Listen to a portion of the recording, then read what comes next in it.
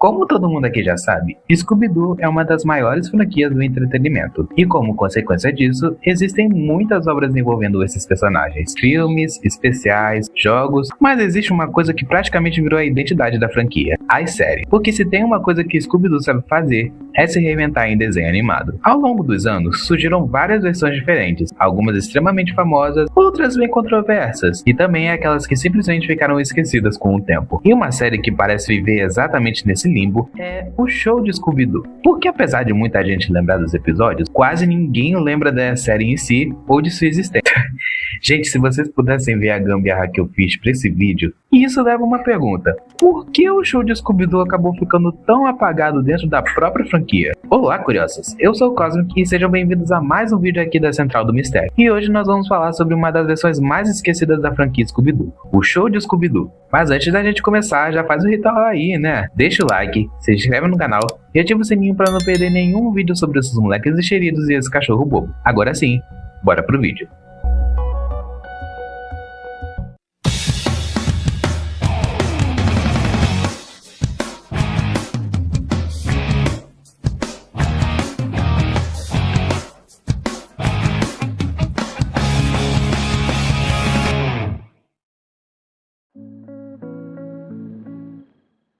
O Show de Scooby-Doo estreou no dia 11 de setembro de 1976 e acabou se tornando a terceira grande reencarnação da franquia desde sua estreia original lá em 1969. Ao todo, a série teve 40 episódios divididos em 3 temporadas, a primeira e a terceira com 16 episódios, enquanto a segunda ficou apenas com 8. E apesar de muita gente chegar ao Show de Scooby-Doo como uma série própria, originalmente ela nem funcionava exatamente dessa forma. Na época, o desenho fazia parte de um bloco infantil da ABC, que misturava várias animações da Hanna-Barbera, como Horror Olímpicos e Bionicão. Só que isso acabou mudando nas reprises dos anos 80, quando os episódios começaram a ser exibidos separadamente. E curiosamente, a existência desse programa aconteceu por conta de uma mudança bem importante nos bastidores. Em 1975, a CBC já não exibia mais Scooby-Doo, e quando Fred Silverman, um dos principais nomes da programação infantil da época, foi transferido para a ABC. Ele pediu que Joey Ruby e Ken Spears ajudassem a desenvolver uma nova versão da franquia, e assim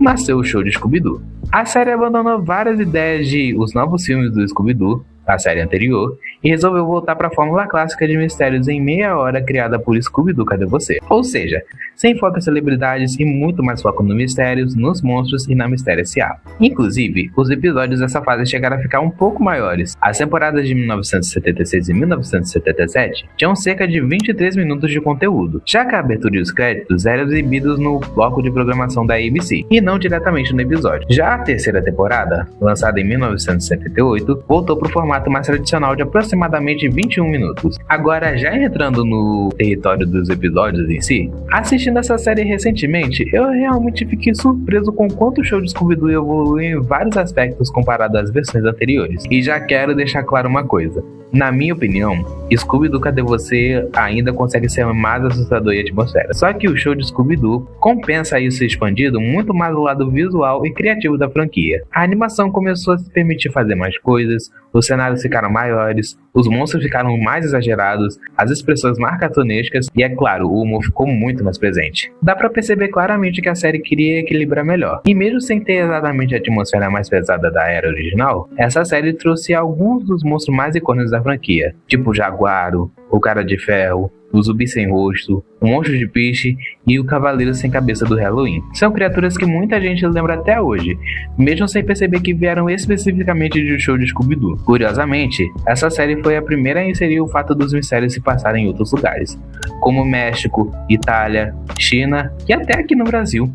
E claro, eu preciso mencionar uma das figuras mais aleatórias dessa série, o Scooby-Doo. Pra quem não lembra, ele era o primo caipira do Scooby-Doo e aparecia de forma relativamente recorrente nos episódios, inclusive sendo incluído na própria abertura. O que mais é engraçado é que depois de Horror Olímpicos, ele praticamente desaparece da franquia, tipo, sumiu. Como é que você foi parar aí? Se é bem pouco você estava ali. Mas então fica a pergunta: se essa série trouxe episódios tão memoráveis, por que ela não é lembrada da mesma forma que outras versões da franquia? E é exatamente aqui que a gente entra na parte mais interessante desse vídeo.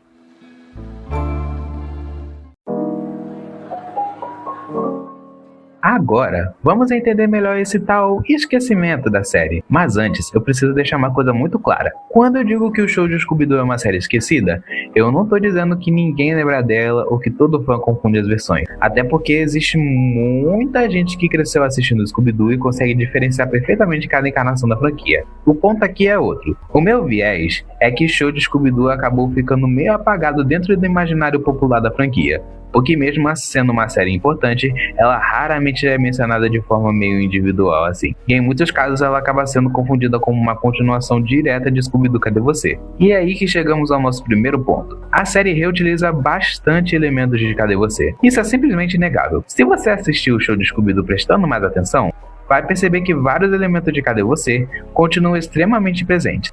A minissérie se mantém praticamente a mesma dinâmica, o estilo visual continua muito parecido. O que eu tô falando? A estrutura dos mistérios segue quase o mesmo formato e até a trilha sonora clássica acaba sendo reutilizada em vários momentos, principalmente em várias da primeira temporada. Então, quando o show, e isso vale para os novos filmes também, reutiliza esses elementos, o cérebro automaticamente faz alguma associação, sabe? Eu acho que isso explica porque até hoje algumas pessoas acreditam que essa série seja só uma continuação direta da original. Inclusive, não é raro encontrar sites classificando episódios dessa série como se fossem em outras temporadas de Cadê Você? Que só reforça ainda mais como a identidade do show acabou ficando meio diluída. E esse problema ficou ainda maior por causa das reprises. Porque se você cresceu vendo Scooby-Doo no SBT, no Cartoon Network, no Boomerang ou até no Tooncast, provavelmente percebeu uma coisa: a cronologia simplesmente não importava. As emissoras pegavam vários episódios de eras diferentes e tratava tudo como se fosse um único pacote de Scooby-Doo. Isso fez com que muitas pessoas lembrassem dos monstros, dos episódios da perseguição, mas não necessariamente da série em específico. A não ser que claramente você tivesse DVD, porque aí sim vem o nome certinho. E terceiro, a série não tem um gimmick muito forte. E talvez aqui esteja um dos pontos mais importantes do vídeo inteiro. Pra quem não sabe, gimmick é basicamente aquilo que faz uma obra ter uma identidade própria. Uma característica forte que faz ela ser imediatamente reconhecida. Algo que vai além de troca de dubladores ou algo assim. E quando você olha para outras séries de Scooby-Doo, quase todas têm isso. Já o show, ele parecia mais como o Scooby-Doo clássico, só que mais refinado, mais elaborado, mais visualmente criativo, e ironicamente isso acabou dificultando a criação de uma identidade popular muito própria. E talvez seja justamente por isso que eu não considero o show de Scooby-Doo uma série subestimada. Sim, eu mudei o nome do vídeo. Porque quando algo é subestimado, normalmente significa que as pessoas conhecem, mas não valorizam. Só que aqui acontece o contrário. Muita gente ama os episódios dessa série, mas quase ninguém para pra pensar: será que isso tudo veio de uma série específica? E eu pessoalmente acho isso fascinante, porque o show não foi esquecido por ser ruim, muito menos por ter fracassado. Ele foi esquecido porque acabou se tornando parte da própria definição do que muita gente enxerga como Scooby clássico. E para provar isso, que tal nós vemos um episódio?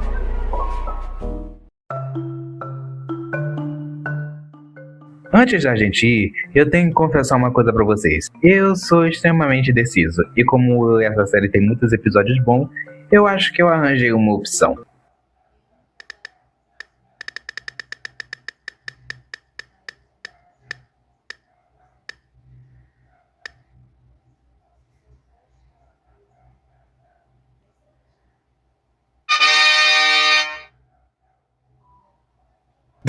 Bem, é isso aí, né? É isso aí. É isso aí. É isso aí. É isso aí. O episódio começa com a Mistério S.A. dirigindo por uma estrada escura e chuvosa depois de voltarem das cataratas do Niágara. No meio do caminho, eles encontram um agente da patrulha da fronteira chamado Sr. Oldfield, que avisa para eles não seguirem pela estrada do Sanatório Shade, já que o local seria assombrado pelo fantasma do Dr. Coughlin. Vocês podem prosseguir então, mas não esqueçam de entrar à esquerda logo à frente. Só que por causa de uma placa atingida por um raio, a turma acaba pegando justamente o caminho do sanatório. É claro, tudo tem que ter um motivo pra eles irem pro local onde vai dar merda. Olha, esse episódio inteiro tem uma atmosfera muito forte. Tanto a tempestade, a iluminação, a ambulância surgindo no escuro e os paramédicos carregando pacientes no meio da noite. Eu não sei vocês, mas isso parece ser desconfortável de propósito. Um médico louco.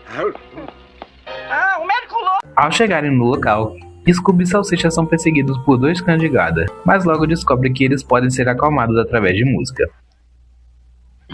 O que acha disso? Foram embora como bons cachorrinhos. Dentro do sanatório, o Dr.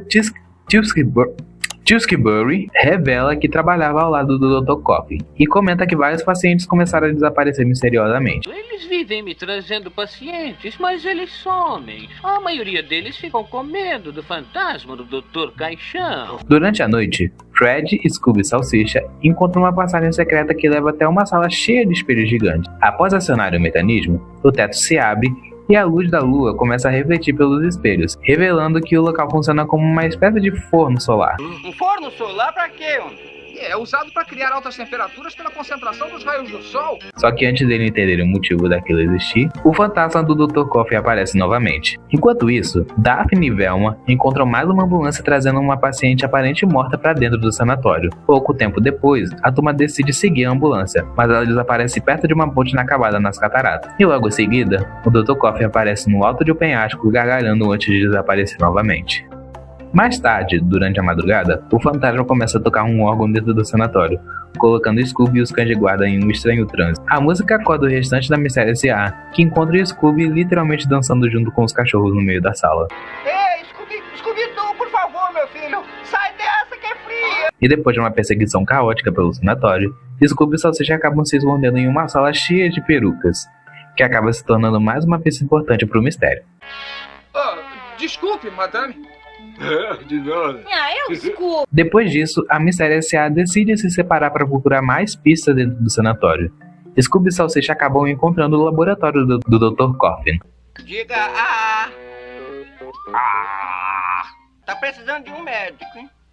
Enquanto isso, Fred, Daphne e Velma fazem uma descoberta bem importante. Os supostos pacientes trazidos pelas ambulâncias não eram pessoas de verdade. Na realidade, eram barras de ouro escondidas em macas, cobertas por lençóis e perucas para parecerem corpos humanos. Com uma peruca para que pensássemos que era gente. Isso explica todas as perucas que achamos. A revelação é que os paramédicos estavam usando o sanatório como fachada para transportar ouro ilegalmente através da fronteira. Só que antes da turma conseguir ligar todas as peças do mistério, Scooby e Salsicha aparecem correndo desesperados pelo corredor, com o Dr. Coffin perseguindo eles. Na tentativa de escapar, os dois acabam se escondendo debaixo de um cobertor em cima de uma maca, o que faz os vilões simplesmente colocarem eles dentro da ambulância e levarem embora. Scooby, dá uma olhadinha lá na frente.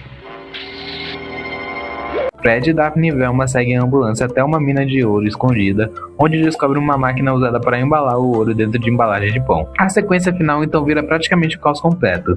Scooby e Salsicha fogem pelos trilhos da mina enquanto o Dr. Coffin e seus capangas perseguem eles em vagões, até que eventualmente os próprios vilões acabam presos na máquina de embalagem. E quando finalmente chega a hora do desmascaramento, o episódio ainda consegue manter mais uma surpresa, porque o Dr. Coffin não era nem o Dr. Tewksbury disfarçado, como todo mundo imaginava. Na verdade, o fantasma era o próprio agente Oldfield, aquele potencial da elefanteira que apareceu no início do episódio. O verdadeiro plano dele era usar a lenda do Dr. Coffin para afastar qualquer pessoa curiosa do sanatório, enquanto o ouro é contrabandeado do Canadá para os Estados Unidos. No final, a turma descobre que o Dr. Tewksbury estava dormindo durante praticamente toda a confusão. E depois de todo esse caos envolvendo o fantasma, minas de ouro e ambulâncias suspeitas, o episódio termina de uma maneira bem Scooby-Doo.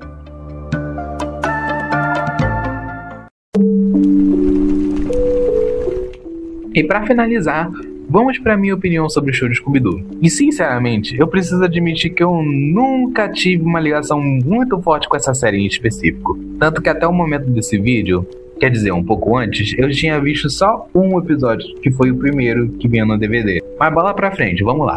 Mas também principalmente porque durante muito tempo eu simplesmente confundia vários episódios dela com Scooby-Doo Cadê Você? E depois de pesquisar pra esse vídeo, eu percebi que isso provavelmente aconteceu com muito mais gente. Além disso, a série realmente sofre um pouco por não ter uma identidade tão forte ou imediata quanto outras versões da franquia. Só que ao mesmo tempo, quanto mais eu fui assistindo os episódios, mais eu comecei a perceber uma coisa. O show de Scooby-Doo é muito melhor do que pretendia. Porque apesar de parecer só mais Scooby-Doo clássico à primeira vista, a série frequentemente tenta expandir a fórmula.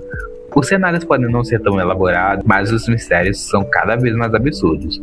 os monstros também são extremamente memoráveis e o humor consegue ser muito mais presente sem destruir completamente a atmosfera. E eu acho que esse talvez seja o maior mérito dessa série. Ainda assim, eu confesso que existem outras séries da franquia que me empreendem mais pessoalmente, porque apesar da série não ter uma identidade tão forte individualmente, ela ainda entrega muitos episódios marcantes e importantes da franquia. Então, no geral, eu diria que o show de Scooby-Doo fica no meio termo interessante.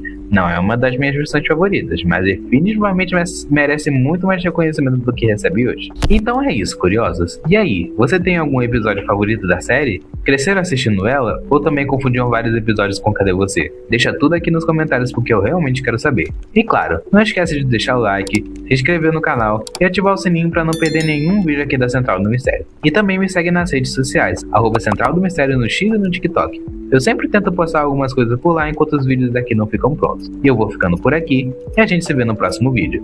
Tchau!